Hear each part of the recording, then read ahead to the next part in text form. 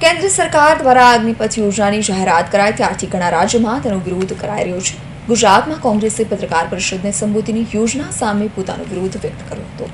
એટલું જ નહીં, રાજ્યની તમામ 182 વિધાનસભા બેઠક પણ કોંગ્રેસ દ્વારા ધરણા અને વિરોધ પ્રદર્શન કરાયા હતા। અખિલ ભારતીય કોંગ્રેસ સમિતિના પ્રવક્તા અલકા લાંબાએ આજે રાજીવ ગાંધી ભવન અમદાવાદ ખાતે વિશેષ પત્રકાર પરિષદને સંબોધી હતી। તેણે જણાવ્યું હતું કે અગ્નિપથ યોજનાની વાત યુવાનો સાથે વિશ્વાસઘાત સમાન છે। કેન્દ્રની સરકારે વિચાર્યા વિના અડધી રાત્રે તગલખી ફરમાન જાહેર કર્યા, જેનો ભોગ દેશની જનતા બની રહી છે।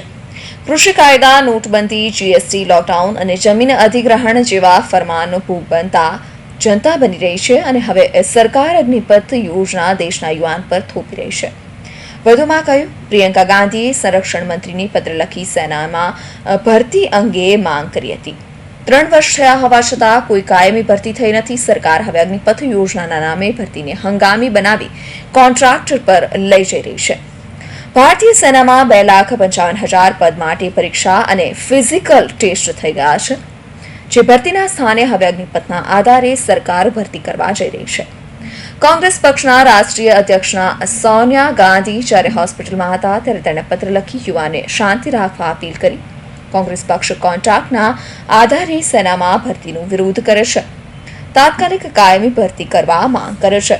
आप सभी पत्रकार साथियों को मेरा नमस्कार। मैं धन्यवाद करती हूँ गुजरात प्रदेश कांग्रेस कमेटी के हमारे अध्यक्ष आदरणीय जगदीश जी का कि आपने आज एक प्रेस वार्ता आयोजित किया। यहाँ पर मेरे साथ मनीष भाई, मिर्जा भाई, मेरी बहन गीता बहन बैठी है। पूरी प्रदेश कांग्रेस की तरफ से आप सबका धन्यवाद करती हूँ। आज देश के कम से कम 20 राज्यों में इसी समय कांग्रेस के 20 नेता और राष्ट्रीय प्रवक्ता मेरी तरह प्रेस वार्ता कर रहे हैं। ये प्रेस वार्ता सत्याग्रह अग्निपथ के खिलाफ। कल 27 जून को देश भर के कांग्रेस मुख्यालय, हर राज्य की राजधानी में भारतीय राष्ट्रीय कांग्रेस आंदोलित होते हुए अग्निपथ भर्ती योजना के खिलाफ उन सभी युवा जो अभी तक आंदोलित थे, हताश और निराश थे, उन्हें क्योंकि ये मामला देश की सेना से जुड़ा है, ये मामला देश की सुरक्षा से जुड़ा हुआ है। देश की सेना और सुरक्षा से एक बहुत बड़ा खिलवाड़ किया जा रहा है। अग्निपथ की बात युवाओं से विश्वासघात, ये भारतीय राष्ट्रीय भर्ती का नाम है अग्निपथ। इसके तहत no pension, no rank, 1 rank 1 pension से अब कोई पेंशन नहीं और कोई रैंक नहीं, खत्म कर दिया गया। सेना की 50% भर्तियां अब ठेके पे होंगी। ये मैं नहीं, ये केंद्र की भाजपा सरकार जिसने एक के बाद एक इस देश पर तुगलकी फरमान तानाशाही तरीकों से थोपे हैं। उसमें सबसे पहला अभी ताजा उदाहरण कृषि कानून। सुनते रहे किसी कीमत पे कृषि कानून वापस नहीं हुए। 1 साल तक हमारा अन्नदाता दिल्ली की दहलीज पर बैठा रहा, अपनी बात पर अड़ा रहा। इस तुगलकी सरकार को, तानाशाह सरकार को अपने कदम पीछे हटने पड़े। लेकिन वो कदम कब हटे जब 700 से अधिक हमारा अन्नदाता, हमारा किसान दिल्ली की दहलीज पर शहीद हो गया। अपनी जान की कीमत चुकाई उसने इस कृषि कानून को वापस करने पर। ये तुगलकी फरमान। इससे पहले देश में नोटबंदी थोपी गई। रात को ऐलान किया गया पूरे देश में नोटबंदी। 2016 से 22 आ गया है। परिणाम क्या है?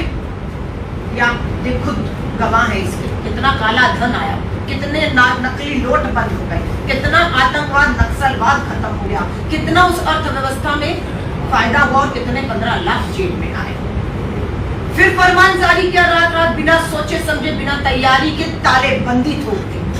लाखों मजदूर सड़कों पर, घर पहुंचने से पहले कितनों ने दम तोड़ दिया बिना सोचे समझे, चाहे नोटबंदी हो चाहे तालेबंदी। जीएसटी को लेकर गुजरात में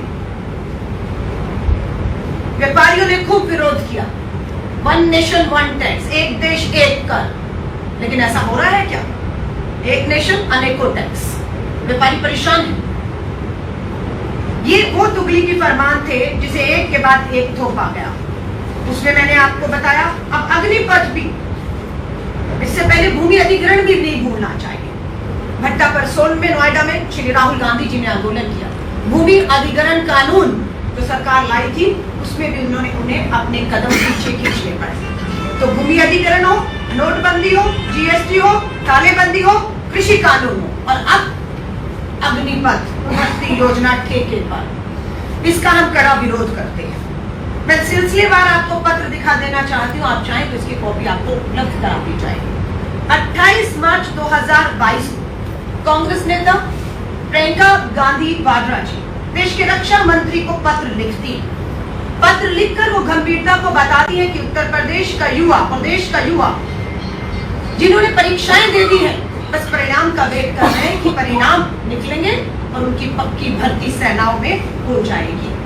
3 साल से लगभग 2020 में कोरोना महामारी में, उसके बाद 21 और अब 22 में इंतजार कर रहा था देश का करोड़ों युवा कि मां भारती की सेवा में सरहद पर जाएगा, अपनी कुर्बानी देगा तो तिरंगे में लिपट कर आएगा।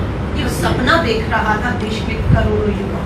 लेकिन दुख और चिंता की बात है कि 3 साल से पक्की भर्ती को रोके रखा और अब सुनने में आता है कि अब पक्की भर्ती नहीं होगी। कांग्रेस इसका पुरजोर विरोध करती है। પત્રકાર પરિષદમાં ગુજરાત કોંગ્રેસ પ્રમુખ જગદીશ ઠાકોરે જણાવ્યું હતું કે દેશની સુરક્ષા અને યુવાનના હિતમાં અગ્નિપથ યોજના પરત લેવાની માંગ સાથે ગુજરાતની 182 વિધાનસભા બેઠક પર કોંગ્રેસના ધરણા પ્રદર્શન વિરુદ્ધ પ્રદર્શન થશે। ભારત સરકારને વિનંતી કરું છું કે જ્યાં લશ્કરીની ભરતી થાય છે ત્યાં ઉમેદવારને રહેવાની કુદરતી પ્રક્રિયા કરવાની કોઈ વ્યવસ્થા નથી હોતી। આવા ઉમેદવારો રેલવે સ્ટેશન, દુકાનના ઓટલા કે ધર્મશાળામાં રોકાય છે।